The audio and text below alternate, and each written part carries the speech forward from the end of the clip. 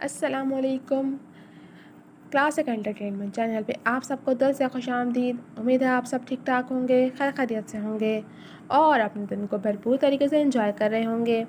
Classic entertainment channel पे आप सबके लिए मैं लेकर आई हूँ आपका फरमाइशी नावल तेरे शहर सितमगर में। इसको तहरीर किया है फरियाल ख़ान ने। इसकी एपिसोड स्टार्ट करने से पहले मेरी आपसे एक रिक्वेस्ट है कि अगर आप हमारे चैनल पर नए हैं और आपने अभी तक हमारे चैनल को सब्सक्राइब नहीं किया तो जल्दी से सब्सक्राइब कर दीजिए और बेल आइकन को भी प्रेस कर दीजिए ताकि यूँ ही आपको सबसे पहले हमारी चैनल पे आने वाली वीडियोस के नोटिफिकेशंस मिल सकें। तो चलिए मैं मज़ीद वक्त नहीं लूँगी और शुरू करती हूँ नावल की एपिसोड 6। जब नई नई मोहब्बत का खुमार चढ़ता है तो यकदम ही दुनिया और दुनिया की हर शय बिल्कुल नई और ख़ूबसूरत लगने लगती है, जिसकी वजह दर हकीकत हमारे जहन में आने वाला बदलाव होता है जो जिस्म में ऐसे केमिकल रिलीज़ करना शुरू कर देता है जो हमें खुशी देते हैं। और ऐसा ज़्यादातर उस वक्त होता है जब हम अपने महबूब शख्स से मिलते हैं या बात करते हैं। तभी तो दिल करता है कि वो शख्स हर वक्त आंखों के सामने रहे और हम उससे बातें करते जाएं। मगर ये कैफियत हमेशा नहीं रहती, ये बस शुरुआती मराहिल में होता है। फिर अगर हमें सच में मोहब्बत हुई होती है तो जो भले ही कम पड़ जाता है मगर वो शख्स हमारे लिए अव्वल रोज़ जैसा ही ख़ास रहता है। लेकिन अगर ये सब मोहब्बत के बजाय वक्ती लगाव की वजह से हो रहा होता है तो वक्त के साथ साथ जब ये लगाव ख़त्म होता है तो हमें हमारा महबूब भी आम लोगों जैसा ही लगने लगता है या फिर कोई और उसके बजाय अच्छा लगने लगता है। लेकिन अफसोस कि अक्सरियत मोहब्बत और वक्ती लगाव के बीच फ़र्क ना करते हुए गलतफहमी का शिकार होकर गलत फैसले कर जाती है। बीनी को सच्ची मोहब्बत हुई थी या बस वक्ती लगाव था उसे ये मालूम नहीं था, मगर जो भी था उसे बहुत अच्छा लग रहा था। जिसके लबों से मुस्कुराहट मानो चिपक सी गई थी। हर किसी से लड़ने भड़ने को तैयार रहने वाली लड़की अब अपने आप में मगन मुस्कुराती रहती थी। हफ्तों एक ही जीन्स शर्ट में घूमने वाली अब अपना ख्याल रखकर सजने संवरने लगी थी। अक्सर वो टीवी पर तेज़ आवाज़ में कोई रोमांचक गीत लगाकर खुद भी लहराते हुए उसे दोहराने लगती थी, जिस पर अक्सर काशान उसे टोक चुका था, मगर वो किसी की सुनती ही कब थी। बाबर और उसके माबैन बातचीत तो पहले भी थी, अब थोड़ी मज़ीद बेतकल्लुफ़ी हो गई थी।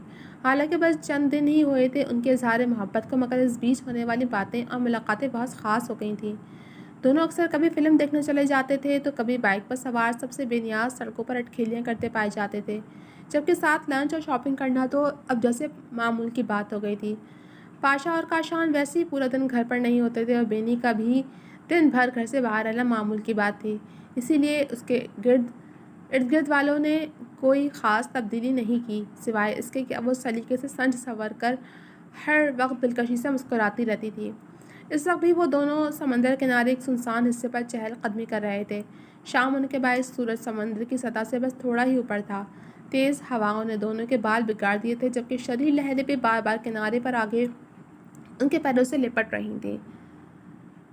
पता है, मेरा दिल चाहता है कि मैं सुबह उठते ही सबसे पहले तुम्हारा चेहरा देखूं और रात को तुमसे बातें करते हुए ही तुम्हारे करीब सो जाऊं। मैं हर वक्त तुम्हारे पास रहूं, तुम्हें देखती रहूं, तुम्हें सुनती रहूं, तुमसे बातें करती रहूं और दुनिया में मुझे कोई काम ना हो। उसका हाथ पकड़कर चलती बीनी ने अपनी शदीद ख्वाहिश जाहिर की। दिल तो मेरा भी यही चाहता है और मैं बहुत जल्द हमारी ये चाहत पूरी करने के लिए तुम्हारे घर आने वाला हूँ, तुम्हारे दादा और शानी से तुम्हें मांगने के लिए। फिर मैं तुम्हें अपनी बीवी बनाकर घर ले जाऊंगा, जहाँ हम सुबह उठते ही सबसे पहले और रात को सोते हुए आखिरी बार सिर्फ एक दूसरे को देखेंगे और हमें किसी की कोई फिक्र नहीं होगी। बाबर के अंदाज में भी खुशगवार सी बेकरारी थी। उसे बातें करते हुए अपनी धुन में आगे चला जा रहा था, मगर उसकी एक बात पर ठिठकते हुए बेनी एक जगह रुक गई। वो नासमझी के आलम में रुक कर पलटा। दोनों का हाथ अभी भी एक दूसरे के हाथ में था और दरमियान चंद गज का फासला था। तुम कभी मुझे छोड़कर तो नहीं जाओगे ना? उसने अचानक एक गैर मुतवक्किल सवाल पूछा। कभी सुना है कि चांद अपनी चांदनी को या फूल अपनी खुशबू को छोड़ गया हो? उसने भी हैरान होने के बजाय इत्मीनान से यूं ही खड़े रहकर उल्टा सवाल किया। नहीं, बेनी ने एक लफ्ज़ी जवाब दिया, जिसके साथ ही बाबर ने एकदम उसे अपने पास खींचा तो उसके सीने से आ लगी। तो फिर ये कैसे मुमकिन है कि मैं तुम्हें छोड़कर चला जाऊँगा? उसे खुद से लगाए आंखों में आंखें डाले बाबर ने आहिस्ता से उसकी लट पीछे की, जो उसकी कुर्बत में मबहूस सी हो गई थी। क्योंकि मैंने तुमसे एक झूठ बोला है। उसके अंदाज में बेपनाह रंजीदगी थी। कैसा झूठ? वो भी मुताज्जिब हुआ। तुम जिस बिल्डिंग के बाहर मुझे ड्रॉप करते हो मैं वहाँ नहीं रहती, बल्कि उसके पीछे जो गरीब बस्ती है मैं वहाँ रहती हूँ, जहाँ ज़्यादातर पेशावर भिखारी या चोर चुकार रहते हैं। और वो तासुब से कहते हुए रुकी। वो भी उसकी बात सुनकर खासा हैरान हुआ। और क्या? اس کی سنجیدگی میں بھی تجسس تھا۔ اور میں نے یہ تم سے اس لیے چھپایا کہ میں تمہیں کھونا نہیں چاہتی تھی۔ مجھے ڈر تھا کہ کہیں تم مجھے بھی ان سب کے جیسا سمجھ کر چھوڑ نہ دو۔ اس نے نظر جھکاتے ہوئے ایک سہمے سے بچے کی مانند اپنا سچ بتا دیا، جسے اس نے چپ چاپ سنا۔ تو اب تم نے مجھے یہ کیوں بتایا؟ بابر نے اس پر سے اپنی گرفت ہٹائی۔ کیونکہ ابھی تم نے کہا نا کہ تم دادا سے بات کرنے گھر آؤ گے، تب تو تمہیں سچ پتہ چل ہی جائے گا۔ وہ بے حد دل گرفتہ تھی۔ اس نے فوری طور پر کوئی جواب نہیں دیا، بس چپ چاپ سنجیدگی سے اسے دیکھتا رہا، جو پلکیں جھکائے اپنے آپ میں شرمندہ کھڑی تھی، جبکہ ٹھنڈی لہروں کا ان کے پیروں سے لپٹنے کا شکل ہنوز جاری و ساری تھا۔ جب تک تم نے مجھے یہ بات نہیں بتائی تھی، تب تک میرا ارادہ تھا کہ میں یہاں سے واپس جانے سے پہلے تمہارے دادا سے مل کر جاؤں گا، مگر اب… وہ نہایت سنجیدگی سے کہتے ہوئے رکا۔ اب کیا؟ اس نے بھی تشویش کے مارے گھبرا کر پلکیں اٹھائیں۔ اب میں سوچ رہا ہوں کہ جلد از جلد تمہارے دادا سے بات کرنے آ جاؤں اور تمہیں اس جگہ سے لے جاؤں جو تمہارے لائق بالکل نہیں ہے۔ اگلی بات پر اس کے لہجے کی نرمی لوٹ آئی تھی۔ بینی کے وجود میں بھی خوشی کی لہر دوڑ گئی۔ مطلب تمہیں کوئی اعتراض نہیں ہے؟ اس کی خوشی کی حد بے یقینی سے جا ملی تھی۔ اعتراض ہے، بالکل ہے، کہ جو لڑکی میرے دل و گھر میں ملکہ کی طرح حکمرانی کرنے کے لیے بنی ہے، وہ بھلا ایسی جگہ پر مزید کیوں رہے؟ بابر نے مسکراتے ہوئے اس کے ہوا سے بکھرے ہوئے بال پیچھے کیے، جس کا انگ انگ خوشی سے جھوم اٹھا تھا۔ آئی لو یو۔ وہ خوشی سے نہال ہوتی دیوانہ وار اس سے لپٹ گئی۔ آئی لو یو ٹو۔ بابر نے بھی اسے کس کر اپنی انہی باہوں میں بھینچ لیا جن میں آ کر اسے بے حد سکون ملتا تھا، اور وہ یہ سکون زندگی بھر کے لیے چاہتی تھی۔ سورج ڈھلنے کے بعد کاشان گھر لوٹا تو لاؤنج میں موجود ٹی وی پر بلند آواز سے گیت چل رہا تھا، اور بینی اس سے پوری طرح لطف اندوز ہوتے ہوئے ساتھ ساتھ گنگناتی کچن میں کام کر رہی تھی۔ ایک نظر اسے دیکھنے کے بعد کاشان نے ٹیبل پر سے ریموٹ اٹھا کر ٹی وی بند کر دیا۔ وہ بھی چونک کر پلٹی۔ کیا ہے؟ ٹی وی کیوں بند کر دیا؟ حسب توقع وہ بگڑی۔ کام پر دھیان دے، ہر وقت بس لہکتی چہکتی رہتی ہے۔ وہ ریموٹ واپس رکھتے ہوئے سنجیدگی سے بولا۔ کام بھی کر رہی ہوں میں ساتھ ساتھ، تو ٹی وی کھول اور جا یہاں سے۔ وہ بھی پیچھے ہٹنے والی نہیں تھی۔ کاشان نے اس پر کوئی توجہ نہیں دی اور فریش ہونے کے لیے کمرے میں چلا گیا۔ اسے خفگی سے گھرتی بینی کچن سے نکل کر لاؤنج میں آئی اور ریموٹ اٹھا کر دوبارہ ٹی وی آن کر لیا۔ دوپہر کا وقت ہونے کے باعث اس آئس کریم شاپ پر زیادہ رش نہیں تھا، جس کے ایک ٹیپے پر بابر اور بینی آمنے سامنے بیٹھے آئس کریم سے لطف اندوز ہوتے ہوئے باتیں کر رہے تھے۔ کیا؟ اچانک بینی کسی بات پر حیران رہ گئی۔ تم تو ایسے حیران ہو رہی ہو جیسے میں شہر نہیں بلکہ تمہیں چھوڑ کر جا رہا ہوں۔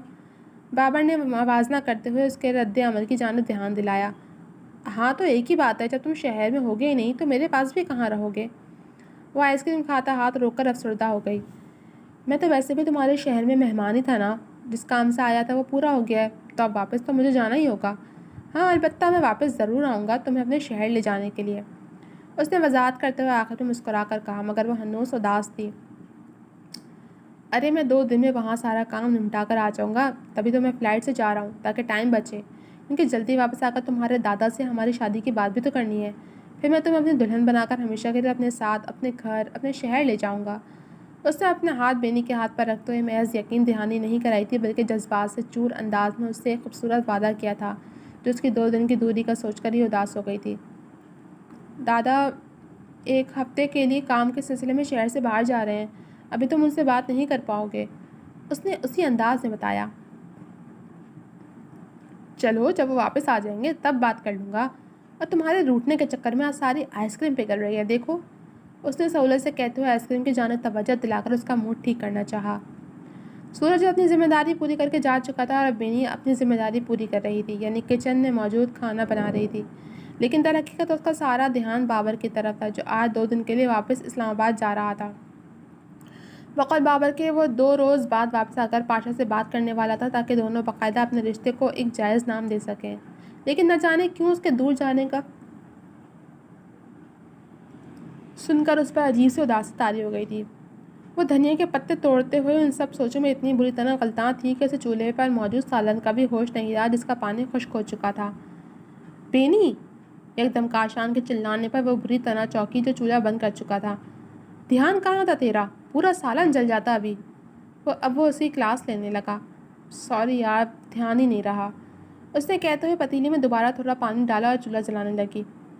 وہی میں پوچھ رہا ہوں کہ کہاں تھا تیرا دھیان؟ اس نے اپنا سوال دہرایا۔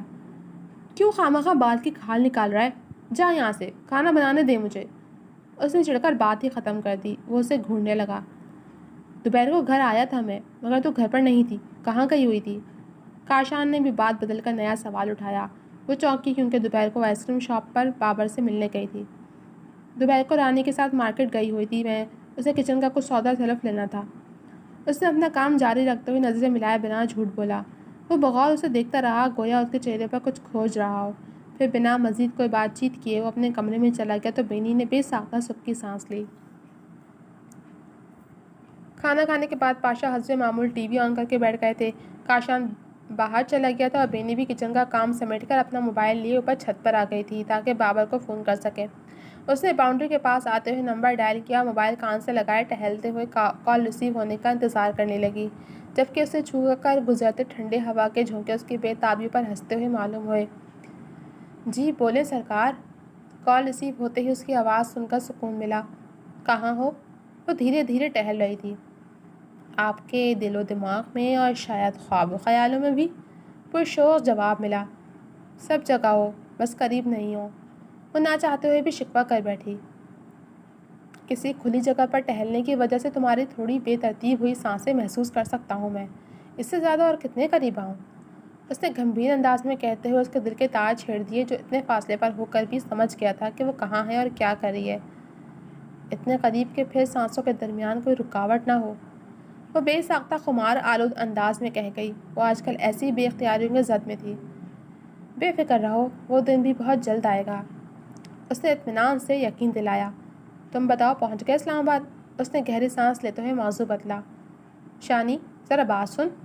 کاشان کھانے کے بعد کسی کام سے باہر نکلا تھا، تبھی ایک گلی سے گزرتے ہوئے اسے کسی نے پکارا تو وہ رک کر متوجہ ہوا۔ بولو، وہ پوچھتا ہوا پکارنے والے کی جانب آیا جو اپنے گھر کے دروازے پر کھڑی تھی۔ ذرا پرچون کی دکان سے پاؤ والا گھی کا پیکٹ تو لا دے۔ اس نے 100 روپے کا میلا کچیلا نوٹ کاشان کی جانب پڑھایا۔ دوپہر کو سودا لینے گئی تو تھی، تب یاد سے نہیں لے سکتی تھی سارا سامان؟ اس نے نوٹ لیتے ہوئے اس پر طنز بھی کیا۔ دماغ ٹھیک ہے؟ میں کب چلی گئی سودا لینے؟ ابھی تو اماں کو اسی کام والی باجی نے اس مہینے کی تنخواہ بھی نہیں دی ہے۔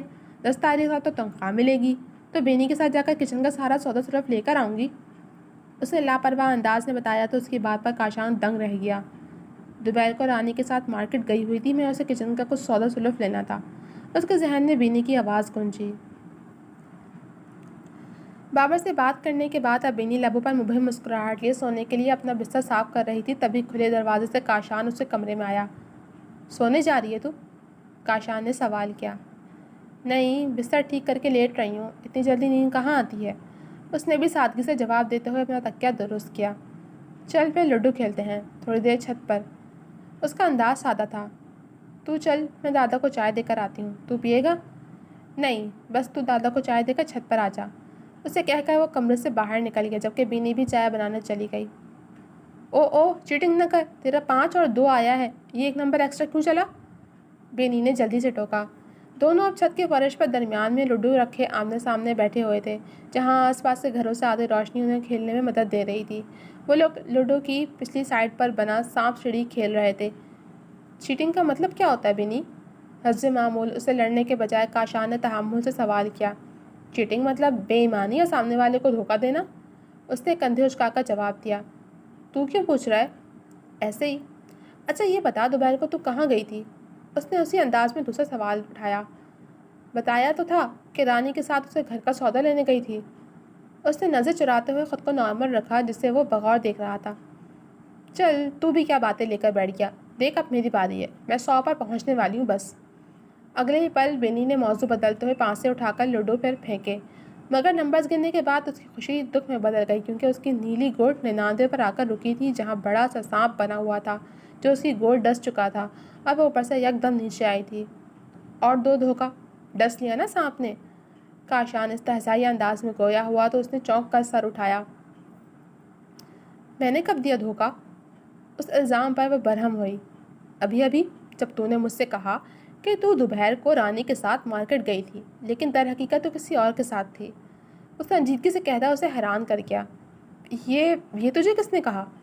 اس نے گھبرا کر بات سنبھالنی چاہی۔ رانی نے خود مجھے بتایا ہے کہ وہ تیرے ساتھ کہیں نہیں گئی تھی، اور صرف یہی نہیں بلکہ میں پچھلے کچھ عرصے سے نوٹ کر رہا ہوں کہ تو بہت بدل گئی ہے، تو پرانی والی بینی نہیں ہے۔ اس نے انکشاف کرتے ہوئے آخر میں غم و غصے سے شکوہ کیا۔ دماغ خراب ہو گیا ہے تیرا، کچھ بھی الٹا سیدھا بولے جا رہا ہے۔ وہ اسے نظر چراتے ہی اٹھ کر جانے لگی کیونکہ اسے راہ فرار ہی بہترین حل لگا تھا۔ آج تجھے جواب دینا ہی پڑے گا۔ کاشان نے بھی کھڑے ہو کر پھرتی سے اس کا بازو پکڑتے ہوئے روک لیا۔ شانی، ہاتھ چھوڑ میرا۔ وہ بھی برہم ہوئی۔ نہیں چھوڑوں گا جب تک تو مجھے نہیں بتاتی کہ تو جھوٹ بول بول کر کس سے ملتی ہے، کس کے کہنے پر تو نے خود کو اتنا بدلا ہے، تب تک تجھے نہیں چھوڑوں گا۔ آج وہ بھی جنونی ہو گیا تھا۔ ہاں تو سن، بابر نام ہے اس کا، محبت کرتی ہوں میں اس سے، اور بہت جلد شادی کرنے والے ہیں ہم۔ وہ بھی خود کو اس سے آزاد کرتے ہوئے بے خوف و خطر چلائی، جس پہ وہ دنگ رہ گیا۔ اسے لگا جیسے سمندر میں طوفان آ گیا ہے اور ایک بہت بڑی لہر اٹھ کر اس کے اوپر گرتے ہوئے اسے ڈبو گئی ہے۔ وہ اپنی جگہ پر سن کھڑا پھٹی پھٹی نظروں سے اسے دیکھ رہا تھا، جو آج اسے بہت بدلی ہوئی لگی۔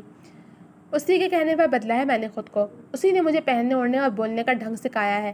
اس نے میری طرف محبت کا ہاتھ بڑھایا ہے جسے میں نے تھام لیا۔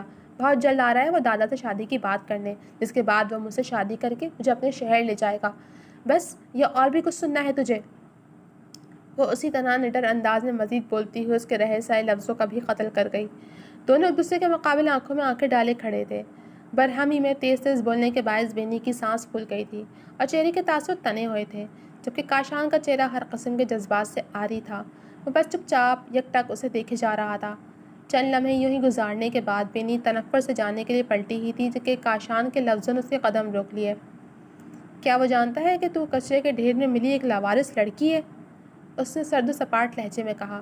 وہ بے ساختہ رکی اور شوق کے عالم میں پلٹی۔ کاشان کا چہرہ ہنوز سپاٹ تھا۔ بتا بینی، کیا اپنے نئے نویلے محبوب کو بتائی ہے تو نے اپنی حقیقت؟ وہ 2 قدم اٹھا کر آگے آیا۔ اس کے سوال نے بینی کو لاجواب کر دیا تھا، کیونکہ اس نے واقعی بابر کو اپنے بارے میں کچھ نہیں بتایا تھا، سوائے اس بات کہ وہ ایک غریب بستی میں رہتی ہے، جسے بابر نے یہ کہہ کر ٹال دیا تھا کہ شادی کے بعد تو اسے بابر کے شہر ہی جانا ہے۔ تیری خاموشی نے سب بتا دیا ہے کہ تو نے اسے کچھ نہیں بتایا۔ وہ خود ہی نتیجے پر پہنچا۔ مطلب اس نے تجھے کوئی خاندانی لڑکی سمجھ کر تجھ سے محبت کر لی ہے اور تو خواہ مخواہ پاگل ہوئی جا رہی ہے۔ وہ استہزائیہ انداز میں ہنسا۔ ایسا نہیں ہے، اسے نفی کرنی چاہیے۔ ایسا ہی ہے۔ اس نے تجھ سے 2-4 محبت کی باتیں کیا کر لی، تو ہوا میں اڑنے لگی۔ بھول گئی اپنے اوقات کہ تو کچرے کے ڈھیر سے ملی ایک لاوارث لڑکی ہے، جو چوروں اور ماسیوں کی بستی میں پل بڑھ کر انہی کی جیسی بن گئی ہے۔ جب اسے تیری حقیقت پتہ چلے گی نا، تو عرش سے فرش پر لا کر پھینکے گا تیرا بابر تجھے۔ اس نے بےحد تلخ انداز میں حقیقت کا وہ آئینہ دکھایا جسے وہ اب تک نظریں چرائے بیٹھی تھی۔ نہیں، وہ ایسا نہیں کرے گا، وہ محبت کرتا ہے مجھ سے، اس نے خود کہا تھا۔ بینی نے تڑپ کر نفی کی۔ محبت؟ وہ استہزائیہ انداز میں ہنسا۔ یہ محبت تیرے میرے جیسے لاوارثوں کے لیے نہیں ہوتی۔ ہمارے ساتھ لوگ صرف دل لگی کر سکتے ہیں، جیسے ہی انہیں ہماری حقیقت پتہ چلتی ہے وہ منظر سے غائب ہو جاتے ہیں۔ پھر کون سی محبت اور کہاں کی وفا؟ اس کے انداز میں بہت کچھ تھا، دکھ، ملال، بے بسی، کرب، جبکہ اس کی باتیں دل پر لگنے کے باعث بینی کی آنکھیں برسنا شروع ہو گئی تھیں۔ میرا بابر ایسا نہیں ہے۔ وہ ابھی بھی ماننے کو تیار نہیں تھی۔ اچھا، تو بلا اسے ابھی کے ابھی اور بتا ساری حقیقت، میں بھی دیکھتا ہوں تیرے بابر کو۔ اس کا انداز للکارتا ہوا تھا۔ وہ شہر میں نہیں ہے، 2 دن بعد آئے گا۔ اس کی آواز بھر آئی۔ تو فون کر اسے اور سب بتا کر واپس آنے کا بول۔ اس نے اسی انداز میں دوسرا راستہ دکھایا تو وہ سوچنے پڑ گئی۔